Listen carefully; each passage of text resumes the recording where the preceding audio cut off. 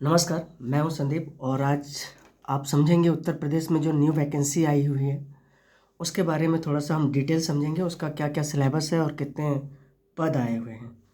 तो हम देखते हैं कि जो उत्तर प्रदेश में जो वैकेंसी आई हुई है वो उत्तर प्रदेश पुलिस की आई हुई है, यूपीपी में आई हुई है। यूपीपी में कुल पदों की संख्या कितनी है? तो अगर हम यहाँ पे पद की बात करें, पद की कुल संख्या कितनी है, तो पदों की कुल संख्या 32,679 है। ये हमारे पास टोटल पदों की संख्या आई है। इनमें से पीएससी के भी और सिविल पुलिस के भी पद हैं, महिलाओं के लिए भी स्पेशली पद हैं। लेकिन टोटल पद मिला के कुल बात करें तो 32,679 पद आए हुए हैं। अब जब आप इस फॉर्म को भरेंगे तो कुछ फीसें हैं, जैसे जनरल कैटेगरी में जो लोग होंगे, जनरल, ओबीसी या फिर ईडब्ल्यूएस में, ईडब्ल्यूएस, इनकी जो फीस है वो 500 रुपये लगेगी। और यहाँ पे जो एससी या एसटी कैटेगरी में जो लोग हैं उनकी फ़ीसें भी यहाँ पे 400 रुपये होंगी, कि इनकी फ़ीस है। जब आप इसको आवेदन करेंगे तो इनके आवेदन की जो तिथि है, आवेदन करने की जो तिथि बनाई गई है, ये प्रारंभ होगी आवेदन की तिथि 31/12/2025 से, ठीक है। और इसकी जो लास्ट डेट होने वाली है, जो अंतिम डेट होने वाली है, लास्ट डेट यानी अंतिम तिथि जो होने वाली है इसकी, अंतिम तिथि की बात करें तो पूरे 1 महीना तक आपको टाइम मिलेगा और अंतिम तिथि 30/1/2026 तक है, ठीक है। इसके अलावा अगर आपके फॉर्म में कोई गलती हो जाता है तो इसके सुधार का भी आपको मौका मिलेगा।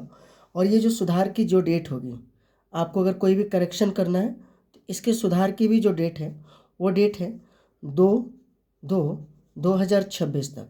यानी कि जब लास्ट डेट 30 तारीख को ख़त्म हो जाएगी, 30 जनवरी को, तो आप 30 जनवरी के बाद 2 फरवरी तक आप इसके अंदर सुधार कर सकते हैं। कोई भी करेक्शन करना हो, कुछ भी करना हो, आप सुधार कर सकते हैं।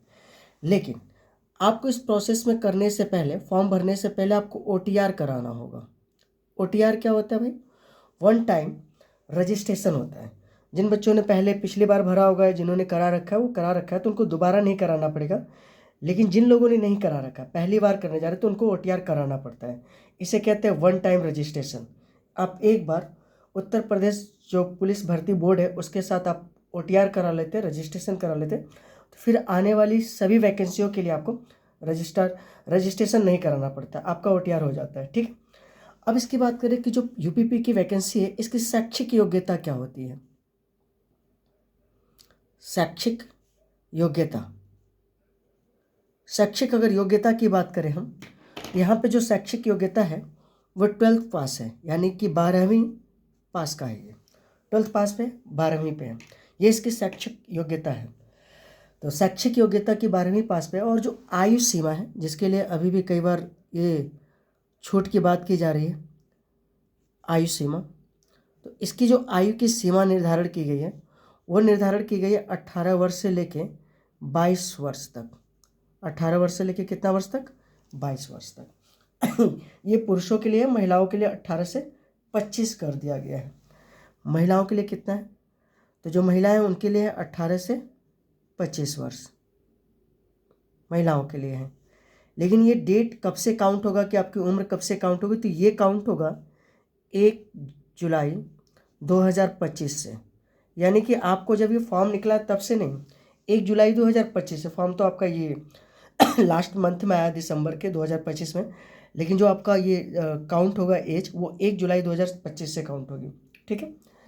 अब इसके एग्ज़ाम मोड की बात करते हैं कि एग्ज़ाम कैसे होगा। तो जो इसका एग्ज़ाम होने वाला है, अभी एग्ज़ाम डेट कोई नहीं आई है, तो एग्ज़ाम जो होगा वो ऑफलाइन होगा। एग्ज़ाम जो होगा वो कैसा होगा? ऑफलाइन में जो एग्ज़ाम होता है वो OMR शीट पे होता है। यह ऑनलाइन एग्ज़ाम नहीं होता। ऑनलाइन होता तो कंप्यूटर बेस्ड होता, लेकिन ये होता है OMR शीट पे, ऑनलाइन एग्ज़ाम होता है। अब इसके सिलेबस की बात करते हैं, बहुत संक्षिप्त में मैं आपको बता रहा हूँ, आप सिलेबस को देख लें। सिलेबस के बाद जो है हम इसके डिटेल सिलेबस पे भी बात करेंगे। तो इसका जो सिलेबस है, इसके अंदर हिंदी है पहले, आप किसी भी सब्जेक्ट को ले सकते हैं, 4 सब्जेक्ट हैं टोटल। हिंदी के 38 क्वेश्चन हैं, ठीक है, सॉरी हिंदी के 37 क्वेश्चन हैं। हिंदी के कितने क्वेश्चन हैं? 37। इसके बाद आप आते हैं जीके या सामान्य ज्ञान की बात करें तो इसके टोटल क्वेश्चन जो आते हैं वो 38 आते हैं। मैथ की बात करें कि मैथ के टोटल कितने क्वेश्चन आते हैं, तो मैथ के भी 38 क्वेश्चन आते हैं। रीजनिंग की बात करें, रीजनिंग की, तो रीजनिंग के जो टोटल क्वेश्चन आते हैं वो टोटल क्वेश्चन आते हैं 37। अब ये कुल क्वेश्चनों की बात करें, सब्जेक्ट कितने होंगे? 4, टोटल क्वेश्चन होंगे 150, यानी क्वेश्चन कितना हो जाएगा आपका टोटल? 150 क्वेश्चन आपके एग्जाम में आने वाले हैं।